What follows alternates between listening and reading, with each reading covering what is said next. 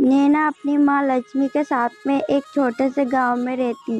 वो काफी गरीब थी। उनके पास रहने के लिए एक घर भी नहीं था। माँ, तुझे तो बहुत जोरों से बुखार है। लगता है तू रात को ठीक से सो नहीं पाई, इसीलिए बुखार हो गया। तू लेट जा थोड़ी देर। हे भगवान, आप मेरी माँ को जल्दी से ठीक कर दो। आखिर आप हम दोनों गरीब माँ बेटी पर कितने जुल्म करोगे। माँ, अब कैसी है तेरी तबीयत? ठीक तो महसूस हो रहा है ना तुम्हें? नैना बेटी, तू इतनी क्यों चिंता कर रही है? मुझे कुछ नहीं हुआ है, मैं बिल्कुल ठीक हूँ। बस हल्का सा बुखार था, उतर गया। मुझे पता है कि तू रात में मेरी वजह से सो नहीं पाई। अच्छा माँ, तू अपना ख्याल रखना। मैं गांव में जाके कुछ काम देखती हूँ, वरना हम दोनों को भूखा ही सोना पड़ेगा। ठीक है, मैं रख लूंगी अपना ध्यान, लेकिन तू जल्दी आ जाना। नैना और उसकी माँ उसी पेड़ के नीचे कुछ दिनों से रह रहे थे। नैना काम की तलाश में गांव में चली जाती है और इधर उधर अपने काम को ढूंढने लगती है कि कोई काम उसे मिल जाए। चाचा जी, आपके कहते में अगर कोई काम हो तो कृपा करके मुझे बता दीजिए।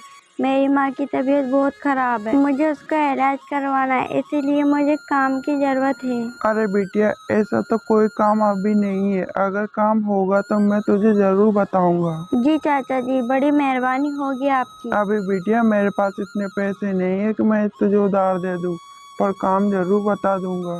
दादी जी, आपके घर में अगर कोई काम हो तो मुझे बता दो, चाहे वो झाड़ू पोछा का क्यों नहीं हो। आप उसके बदले मुझे कुछ पैसे दे देना। मेरी माँ की तबीयत खराब है, मुझे उसका इलाज करवाना है। अरे बिटिया, ऐसा तो कोई काम नहीं है मेरे घर पे। और तेरी माँ को क्या हुआ है? पता नहीं दादी जी, कल से बुखार है बहुत जोरों से।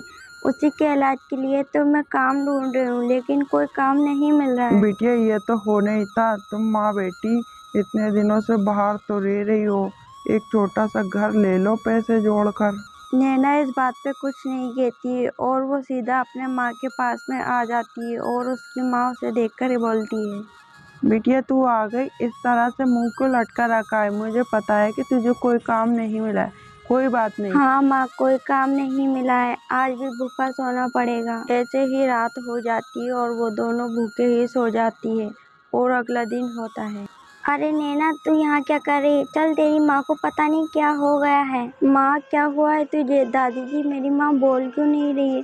मेरी माँ के बिना मैं कैसे रहूंगी? नैना बेटा, तेरी माँ अब कभी नहीं उठेगी, तुझे अपना ख्याल खुद को रखना होगा। नैना, तेरी माँ तुझे हमेशा के लिए छोड़ गई, तुझे अपना ख्याल खुद रखना होगा। नैना, मैं तुम्हारे लिए खाना लेकर आई। आज 2 दिन हुए तुमने कुछ नहीं खाया, ऐसे में तुम्हारी तबीयत खराब हो जाएगी। कुछ खा लो थोड़ा।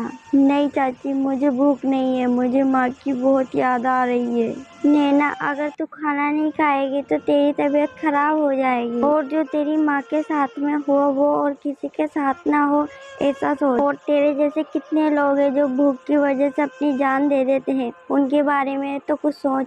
नैना अपनी माँ की याद में रोते रोते सो जाती है और अगली सुबह होती है और वो गांव में घूमने जाती है। तभी उसे एक बूढ़ी औरत दिखाई देती है और वो नैना से कहती है, बेटा, मैं कुछ दिनों से बहुत बीमार हूँ और 2 दिन से कुछ खाया भी नहीं।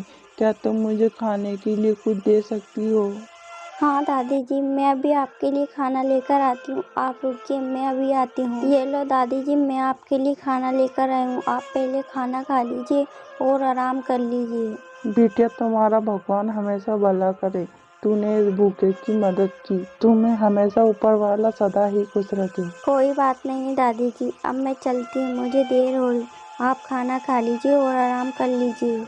ऐसा कहकर नैना वहाँ से चली जाती है और अगली सुबह होती है। वो देखती है कि एक बूढ़ा इंसान नीचे जमीन पर सो रहा है। उसे देखकर कहती है, क्या हुआ है चाचा जी आपको? आप इस तरह जमीन पर क्यों सोए हुए हैं? क्या बताऊं बिटिया, मुझे अपने लड़के ने घर से निकाल दिया और मेरी तबीयत कुछ दिनों से ठीक नहीं है और मैंने खाना भी नहीं खाया है। मैं बहुत कमजोर भी हो गया हूँ। कैसा बेटा है आपको? उसे शर्म नहीं आई अपने पापा को घर से निकालते हुए?